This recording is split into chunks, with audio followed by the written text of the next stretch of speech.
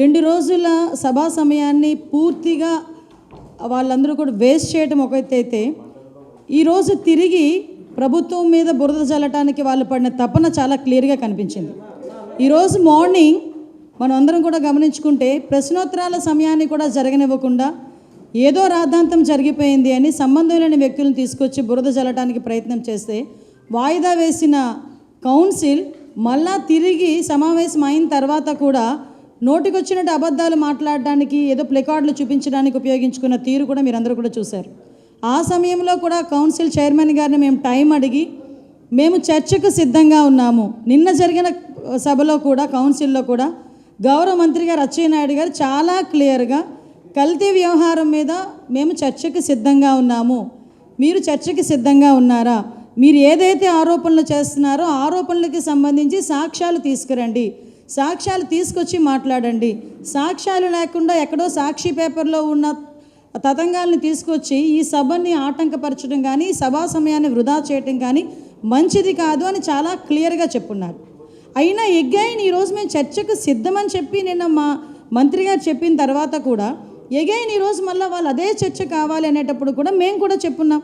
నేను డైరెక్ట్గా ప్రభుత్వం ఏ చర్చకైనా సిద్ధంగా ఉంది, ప్రజాహితం గురించి ఏ చర్చ గురించి అయినా మేము సిద్ధంగా ఉన్నాము, కల్తీ లడ్డు గురించి చర్చించడానికి కూడా మేము సిద్ధంగా ఉన్నాము, చెప్పండి మీ చర్చకి సిద్ధమేనా అని మాట్లాడితే తిరిగి ఎల్ఓపి గారు తన నోటుకొచ్చినట్టు ఆయన మాట్లాడి సభ వాయిదా వేసుకుని వెళ్ళిపోవటం జరిగింది.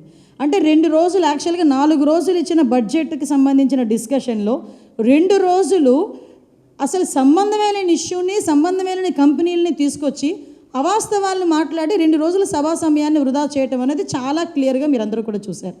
యాక్చువల్గా వీళ్ళు నేను చాలా క్లియర్గా ఈరోజు ఛార్జ్షీట్లో కూడా సిబిఐ ఛార్జ్షీట్ కానీ సిట్ వాళ్ళు గవర్నమెంట్కి ఇచ్చిన రిపోర్ట్లో కానీ చాలా క్లియర్గా కల్తీ లడ్డు, ఆ లడ్డు విషయంలో అడల్ట్రేషన్ జరిగింది, గీలు అడల్ట్రేషన్ జరిగింది, కొన్ని సందర్భాల్లో అయితే అసలు గీయే కాదు అది ఒక రసాయనాల ముద్ద అని చాలా క్లియర్గా అందులో పేర్కొన్నారు. అట్ ద సేమ్ టైం అందులోని కూడా చాలా క్లియర్గా ఇందులో 240 కోట్ల రూపాయలు స్కామ్ జరిగింది, అది ఎవరెవరు జేబుల్లోకి వెళ్ళినాయో కూడా అన్నీ కూడా క్లియర్గా మేము బయటకు తేటతెల్లం చేస్తాము అని కూడా చాలా క్లియర్గా చెప్పారు. వైవి సుబ్బారెడ్డి సాక్షాత్తు జగన్మోహన్ రెడ్డి బాబాయ్ ఇందులో అడల్ట్రేషన్ జరిగింది అని చెప్పి ఆ రోజు ఒప్పుకున్న సందర్భం, మొన్న రీసెంట్గా ఒప్పుకున్న సందర్భం.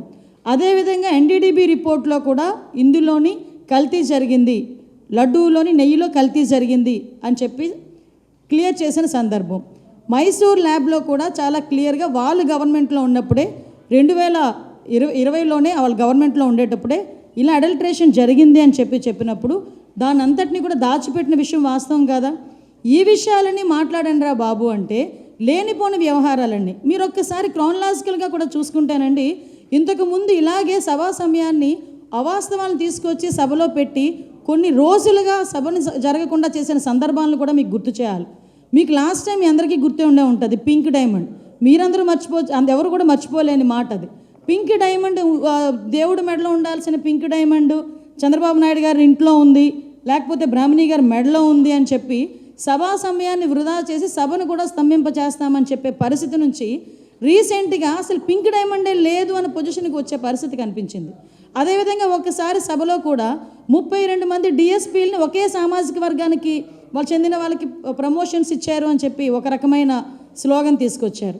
ఆ తర్వాత మనం చూస్తే అంటే వీళ్ళు చేసిన తప్పుల్ని పక్క వాళ్ళ మీద నెట్టాలి అంటే ఎక్కడ కూడా చిన్నపాటి సంకోచం కూడా ఉండదు.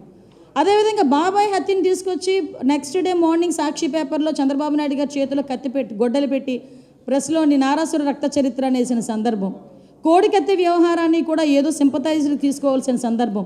ఇవన్నీ ఎందుకు చెప్తున్నానంటే వీళ్ళ తాలూకా నేచర్ ప్రజలకి తెలియజెప్పాలి. అంటే ఈరోజు కల్తీ జరిగింది దాని గురించి చర్చించండి రా బాబు అంటే ఈరోజు ఇందాపూర్ కంపెనీ గురించి హెరిటేజ్ గురించి మాట్లాడే సందర్భం నేను కూడా చాలా క్లియర్గా చెప్తా. హెరిటేజ్ సంస్థ అనేది 34 సంవత్సరాలుగా ఉన్న సంస్థ. ఈరోజు వరకు హెరిటేజ్ సంస్థ నుంచి ఏ ప్రభుత్వ రంగ సంస్థలకి కూడా ఎటువంటి సరఫరా కూడా జరగలేదు, నెయ్యి ఎటువంటి సరఫరా ఏ దేవాలయాలకి నెయ్యి సరఫరా జరగలేదు. వాళ్ళొక సిద్ధాంతం పెట్టుకున్నారు, వాళ్ళ కంపెనీ నుంచి ఏ దేవాలయాలకి కూడా నెయ్యి సరఫరా చేయకూడదని సిద్ధాంతం పెట్టుకున్నారు. వీళ్ళు ఏదైతే ఇందాపూర్ కంపెనీ గురించి మాట్లాడుతున్నారో ఆ కంపెనీ నుంచి హెరిటేజ్ అది కూడా ఉత్తర భారతదేశంలో చీజ్, అదేవిధంగా స్కీమ్డ్ మిల్క్, అదేవిధంగా కొంత పన్నీరు వాళ్ళు హెరిటేజ్ వాళ్ళు కొనుగోలు చేశారే తప్పించి హెరిటేజ్ వాళ్ళు ఏది కూడా సరఫరా చేయలేదు. దేనికండి ఇంత రాద్ధాంతం చేస్తున్నారు? అసలు దానికి దీనికి సంబంధం ఏంటి? అరే కల్తీ జరిగిందిరా బాబు, దాని గురించి మాట్లాడరా అంటే అలా కాదు, ఇప్పుడు ఇందాపూర్కిను హెరిటేజ్కి ఏదో సంబంధం ఉంది అంటే ఏంటంటే దేనికి సంబంధం లేని విషయాన్ని బయటకు తీసుకొచ్చి రాద్ధాంతం చేస్తే ప్రజలు మభ్యపెట్టేయచ్చు, వాళ్ళ తాలూకా తప్పులు కప్పిపుచ్చేయచ్చు అనే సందర్భాన్ని అయితే చాలా క్లియర్గా చెప్తున్నాం. ఎందుకంటే వీళ్ళకి దేవుడితో రాజకీయాలు చేయడం అన్నది వీళ్ళకి చాలా వెన్నతో పెట్టిన విద్య. ఎందుకు అంటే వీళ్ళకి దేవుడి మీద ఒక నమ్మకం ఉండదు, ఒక భయం ఉండదు, ఒక భక్తి ఉండదు. మీకు తెలుసు 7 కొండలవాడ అని చెప్పేసి మాట్లాడే సందర్భం నుంచి 7 కొండలు ఎందుకు 2 కొండలు అన్నందుకు ఏం జరిగిందో వాళ్ళ ఫ్యామిలీలో మనందరం కూడా గుర్తుంది, అందరికీ గుర్తుంది, వాళ్ళకి కూడా గుర్తుంది. క్షమించాలి, కొన్ని సందర్భాల్లో కొన్ని గుర్తు చేయాల్సిన అవసరం మాకు కూడా ఉంది. ప్రజలకు రిజిస్టర్ అవ్వాలి. ఇది ఈరోజు ఎంతో పవిత్రంగా భావించే ఆ లడ్డు, తిరుపతి లడ్డు అంటేనే చాలా పవిత్రంగా భావించే తిరుపతి లడ్డు, అటువంటి తిరుపతి లడ్డూని కూడా కల్తీ నెయ్యి అనే కన్నా రసాయనాల ముద్ద అనొచ్చేమో. ఎందుకనంటే అందులో నెయ్యే లేదు. వాళ్ళ తాలూకా టెండర్లు ఎందుకు? మేము ఈరోజు మీ పరంగా వాళ్ళకందరికీ మేము చెప్తున్నాం, ఈరోజు కల్తీ లడ్డు గురించి చర్చించడానికి మేము సిద్ధంగా ఉన్నాం. ఎందుకు టెండర్లు మార్చారో చర్చిద్దాం రండి, ఎందుకు కొన్ని టెండర్ని డైల్యూట్ చేశారో చర్చిద్దాం రండి, ఎందుకు అంటే కంపెనీల్లో కూడా అసలు పాలకు సంబంధించిన ప్రొక్యూర్మెంట్ అవసరం లేదని అవి కూడా ఎందుకు పెట్టారో అది కూడా చర్చిద్దాం రండి. ఏ రసాయనాలు అందులో యూజ్ చేశారో చర్చిద్దాం రండి. ఎప్పటి నుంచి జరుగుతుంది, ఎన్ని కోట్ల స్కామ్ జరిగిందో చర్చిద్దాం రండి. మేము అన్నిటికీ చర్చించడానికి రెడీగా ఉన్నామని మేము చెప్తున్నాం. ఏసీలో ఎటువంటి నిర్ణయం తీసుకున్నా నిర్ణయాన్ని కట్టుబడి ఉంటామని మేము చెప్తున్నాం.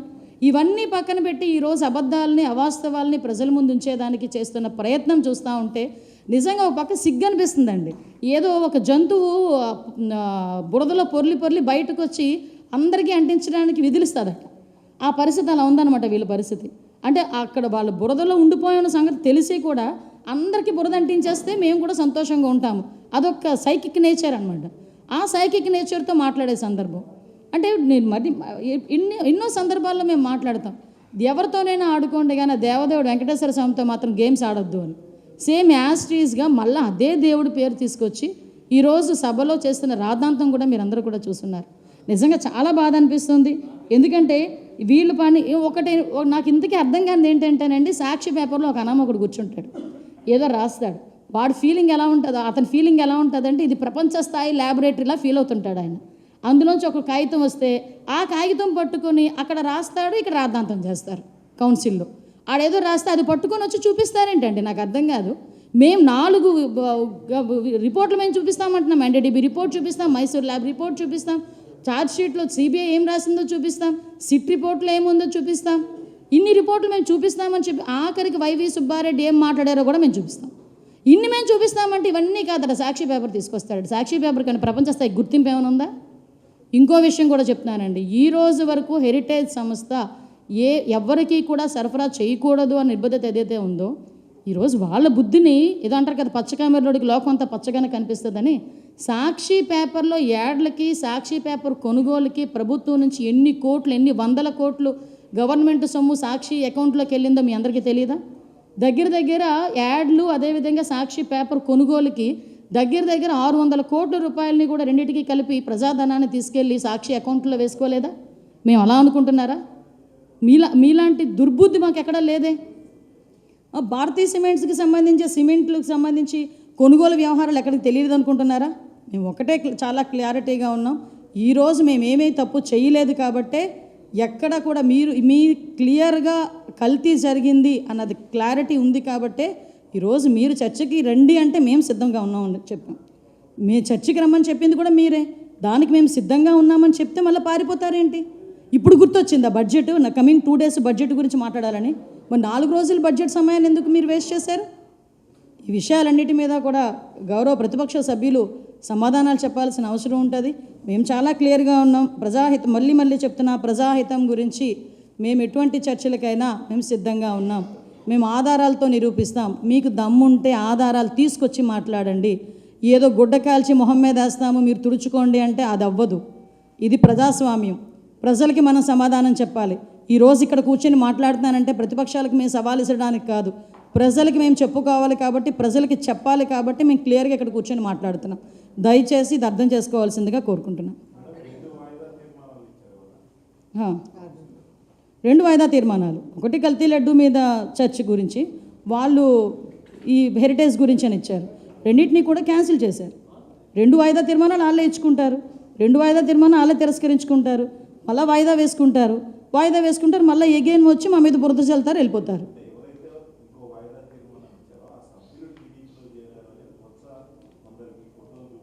ఓకే, ఫోటో చూపించారు కదా, వాళ్ళ ఆఫీస్ నుంచి కానీ వాళ్ళ పార్టీ నుంచి కానీ వాళ్ళకి ఎటువంటి నోటీస్ అయినా వెళ్ళిందా? ఇచ్చారా? ఒకసారి నాకైతే తెలియదు, ఇచ్చారని మిమ్మల్ని అడుగుతున్నా. రికార్డ్స్లో ఇప్పటికొచ్చి చూడండి, కౌన్సిల్ రికార్డ్స్లో వాళ్ళ నేమ్ పక్కన ఏ పార్టీ అని, ఏ పార్టీకి సంబంధించిన వ్యక్తులను ఉందో, వైకాపా అని ఉంది. అసలు వాళ్ళకే కోఆర్డినేషన్ లేదు. ఈరోజు హౌస్లోకి రాగానే ఒక అతను బైక్ లేచి స్పెషల్ మెన్షన్ ఏదో సంథింగ్ క్వశ్చన్ అడుగుతున్నారు. వాళ్ళకి ఏం చేయాలో కూడా వాళ్ళకే ఒక క్లారిటీ లేకుండా వాళ్ళు బిహేవ్ చేసే పరిస్థితి కనిపిస్తూ ఉంది. హిట్ టీవీ యాప్, ఇందులో short news, live news, entertainment shows, movies, digital magazines తో పాటు మీ జిల్లా వార్తలను కూడా ఫ్రీగా చూడొచ్చు. ఇంకెందుకు ఆలస్యం, వెంటనే హిట్ టీవీ యాప్ ని డౌన్లోడ్ చేసుకుని ఫ్రీగా ఎంటర్టైన్మెంట్ పొందండి. Hit TV app, hit TV app, please download hit TV app. Hit TV app ని ఫ్రీగా డౌన్లోడ్ చేసుకుని ఎంజాయ్ చేయండి. మీకు నచ్చిన ఎంటర్టైన్మెంట్ కోసం హిట్ టీవీ యాప్ ని ఫ్రీగా డౌన్లోడ్ చేసుకుని ఎంజాయ్ చేయండి. హిట్ టీవీ యాప్ ని డౌన్లోడ్ చేసుకుని ఆస్వాదించండి, ఆశీర్వదించండి. ఇంతమంది సెలబ్రిటీలు హిట్ టీవీ యాప్ ని డౌన్లోడ్ చేసుకోండి అని చెప్తున్నారంటే ఎంత మంచి యాప్ ఆలోచించండి. అమెరికా అమెరికా అమెరికా అమెరికాలో చదవాలనుకునే వాళ్ళకి విశ్వసనీయమైన పేరు మన శౌర్య కన్సల్టెన్సీ. UK లో 1 year masters, UK లో 1 year masters, 2 years work permit up to 5 years visa. Contact Saurya Consultancy. Contact 89851 89851.